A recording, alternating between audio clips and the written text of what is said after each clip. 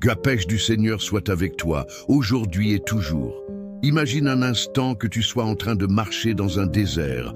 Le soleil est brûlant, le chemin incertain, les voix autour de toi se contredisent. Et puis, soudain, tu trouves une boussole. Une voix calme mais puissante t'indique le chemin. Cette voix, c'est celle du livre des Proverbes. Une sagesse ancienne, vivante, tranchante comme une épée mais douce comme le miel. Ce n'est pas un simple recueil de maximes, c'est une carte pour traverser les complexités de la vie. Aujourd'hui, nous allons explorer ensemble les 10 premiers enseignements puissants issus de ce livre inspiré.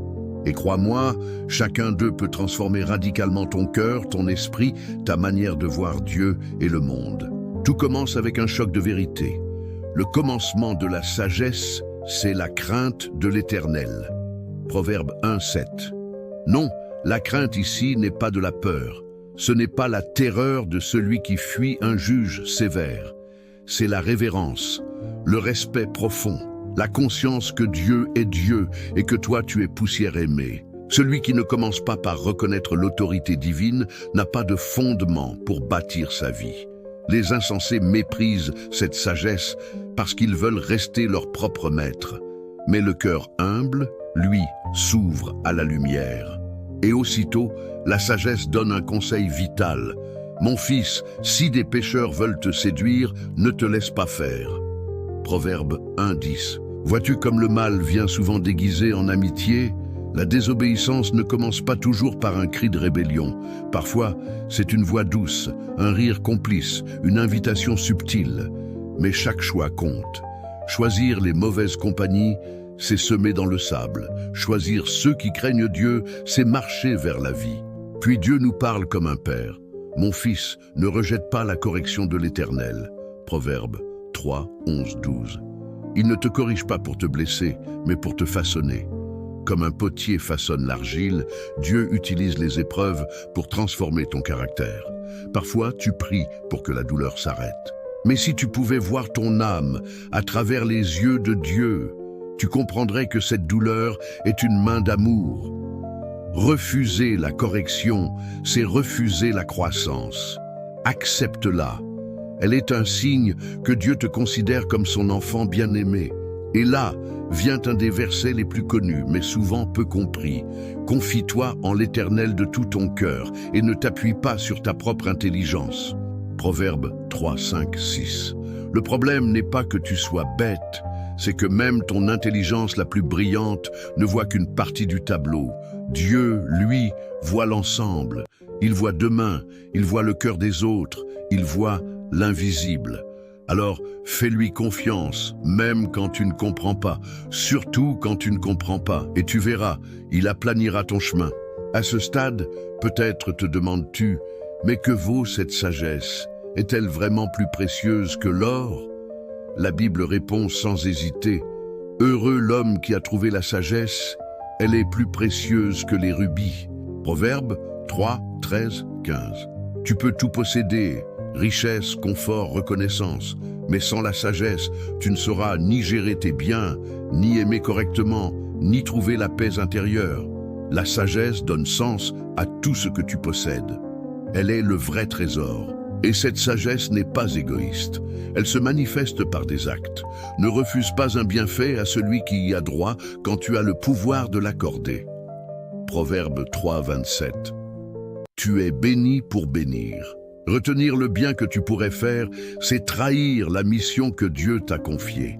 Chaque jour, tu croises des personnes que tu pourrais encourager, aider, écouter. Ne remets pas à demain ce que tu peux faire aujourd'hui. Ta générosité parle de Dieu plus fort que 1000 sermons. Mais prends garde à un ennemi intérieur redoutable. L'arrogance précède la ruine et l'orgueil précède la chute. Proverbe 16:18. L'homme orgueilleux croit n'avoir besoin de personne. Il se croit au-dessus de la loi, des autres, parfois même de Dieu. Et pourtant, c'est lui qui tombera. L'humilité n'est pas faiblesse, c'est la conscience de ses limites. C'est la sagesse de celui qui s'agenouille pour mieux se relever. Plus tu t'élèves, plus tu es fragile. Mais plus tu t'abaisses devant Dieu, plus tu seras élevé. Et là, Un verset simple mais révolutionnaire, une réponse douce calme la fureur, mais une parole dure excite la colère.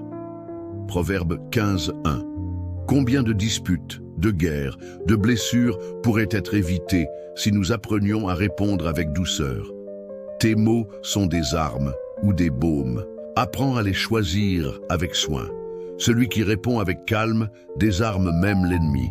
Il construit la paix là où le monde veut la guerre. Mais attention, la sagesse ne se limite pas aux grandes idées. Elle s'incarne dans la discipline quotidienne. Va vers la fourmi paresseux, regarde ses voies et deviens sage. Proverbe 6:6. Regarde bien, la fourmi ne prêche pas, ne crie pas, ne se vante pas. Elle agit, elle travaille sans être vue, elle prépare sans attendre les applaudissements. Et Dieu te dit, apprends d'elle. La bénédiction vient pour ceux qui s'aiment fidèlement, pas pour ceux qui attendent les miracles en croisant les bras.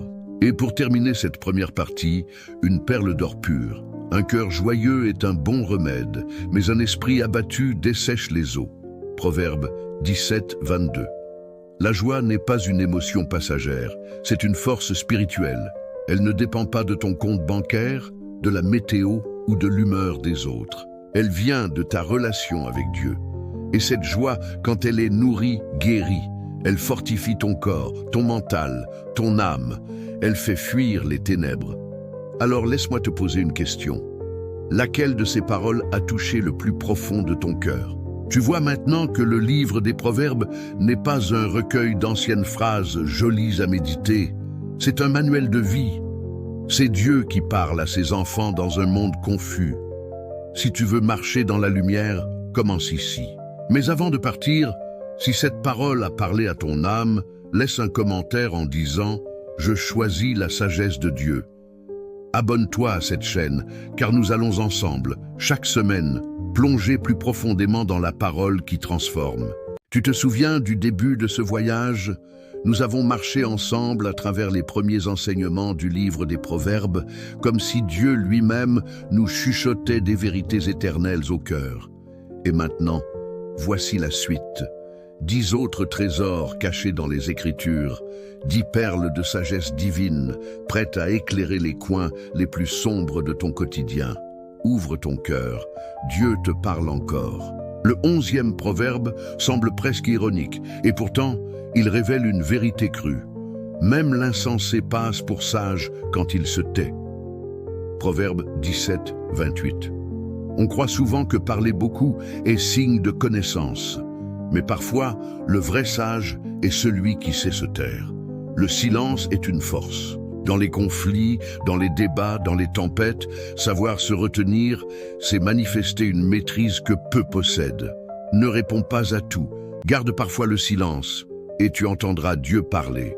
Le 12e enseignement nous touche tous. Celui qui est lent à la colère a une grande intelligence. Proverbe 14:29. La colère incontrôlée est une ruine. Elle détruit les amitiés, brise les familles, ternit les témoignages. Mais la patience, la patience est une couronne. C'est elle qui transforme les crises en opportunités. Tu veux être sage? Apprends à respirer, à attendre, à répondre avec calme, même quand tout en toi hurle vengeance. Tu ne perds rien à te maîtriser, tu gagnes tout. Puis vient une vérité qui dérange. La balance fausse est en horreur à l'Éternel. Proverbe 11:1. L'intégrité n'est pas facultative, elle est le fondement de notre foi. Dieu ne tolère pas la triche, la manipulation, les injustices cachées sous de beaux discours. Être juste, même quand personne ne regarde, c'est honorer celui qui voit tout. Le chrétien intègre porte le nom de Dieu avec dignité, refuse le compromis, reste droit même quand cela coûte. Mais Dieu ne nous appelle pas à marcher seul. Quand la direction fait défaut, le peuple tombe. Le salut est dans le grand nombre de conseillers. Proverbe 11:14. Tu n'as pas été créé pour l'isolement spirituel. La sagesse s'enrichit dans le conseil des justes. Trop d'hommes chutent par orgueil, refusant d'écouter. Mais celui qui cherche des avis sages construit une vie solide. Entoure-toi de personnes qui craignent Dieu. Leurs paroles sont des remparts contre l'égarement. Un proverbe étonnant suit: l'homme prudent cache sa science, mais le cœur des insensés proclame leur folie. Proverbe 12, 23. À l'heure des réseaux sociaux où tout le monde s'exprime, ce verset nous défie. Le vrai sage n'a pas besoin d'exposer tout ce qu'il sait. Il choisit ses paroles. Il agit plus qu'il ne parle.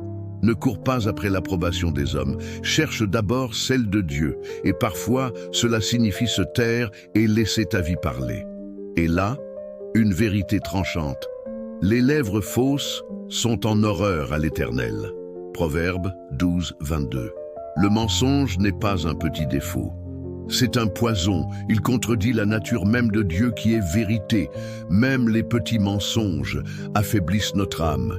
Ils détruisent la confiance, abîment nos relations et ternissent notre témoignage. Dieu aime ceux qui pratiquent la vérité.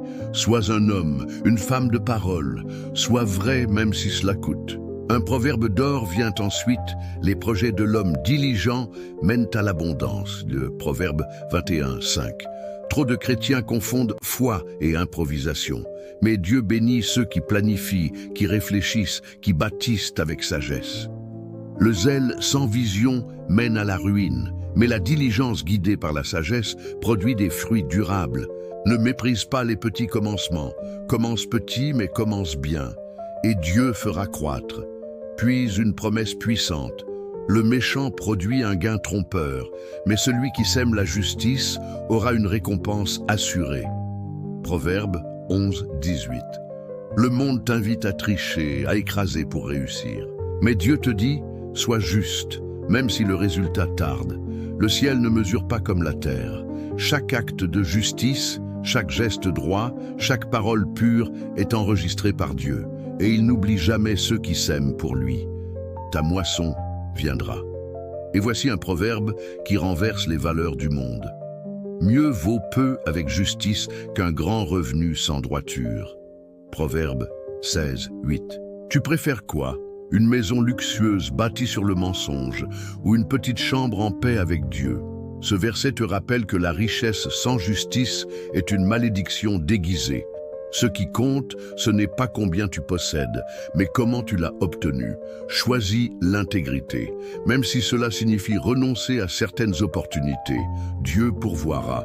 Et enfin, le 20e proverbe, comme un cri de conclusion: heureux l'homme qui est continuellement dans la crainte de Dieu, mais celui qui endurcit son cœur tombera dans le mal. Proverbe 28, 14. Craindre Dieu, ce n'est pas trembler. C'est rester éveillé, sensible, connecté. Celui qui relâche sa vigilance tombe. Celui qui persévère dans la crainte du Seigneur reste debout. Ne te laisse pas endurcir par l'habitude, l'amertume ou le péché répété. Reste tendre devant Dieu. Reste dépendant. Reste émerveillé. Alors maintenant, je te pose une dernière question. Vas-tu garder ces proverbes dans un tiroir ou vas-tu les graver dans ton cœur? Tu as entre les mains un trésor spirituel. Le livre des Proverbes est une lampe pour tes pieds, une lumière sur ton sentier. Chaque verset étudié ici est une invitation à marcher autrement, à parler autrement, à aimer autrement. Si cette série t'a éclairé, n'hésite pas à t'abonner, à partager cette vidéo et surtout à laisser en commentaire quel proverbe t'a le plus parlé. Et avant de conclure, fais cette prière avec moi. Seigneur, je choisis ta sagesse. Je rejette l'arrogance, le mensonge, la paresse, la colère. Je choisis l'humilité, la vérité, la patience, la justice. Viens, Esprit Saint, grave ta parole en moi. Je veux marcher selon tes voies. Transforme mon cœur, façonne mon caractère et conduis-moi dans la vie éternelle. Amen. Tu n'as pas été créé pour errer dans les ténèbres. Tu as été créé pour marcher dans la lumière de Dieu. Et cette lumière, elle commence avec un choix, le choix de la sagesse.